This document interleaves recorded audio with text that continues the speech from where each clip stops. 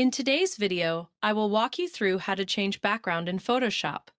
To follow along, you will need Adobe Photoshop 2024 installed on your computer.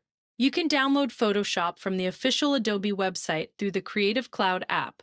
And once you have it open, load the image that you want to edit so we can begin changing the background.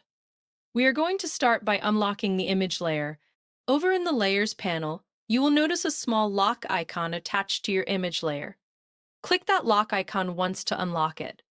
This allows you to make edits to the image and work with the background more freely throughout the process. Next, move over to the toolbar on the left side of Photoshop and select the Object Selection tool. This tool helps Photoshop automatically detect the main subject inside your image, which makes removing the original background much faster and cleaner for beginners. After selecting the tool, look for the Contextual taskbar that appears inside Photoshop. In that taskbar, click on Remove Background. Photoshop will automatically process the image and remove the existing background, while keeping your main subject in place. If you do not see the Contextual taskbar on your screen, go up to the window menu at the top of Photoshop and enable it from there. Once it appears, you can continue with the background removal step normally. Now that the original background has been removed, open the folder on your computer that contains the new background image you want to use. Drag that image directly into Photoshop.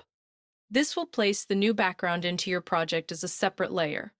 After importing the new background, check the Layers panel and make sure the background layer is positioned underneath your subject image.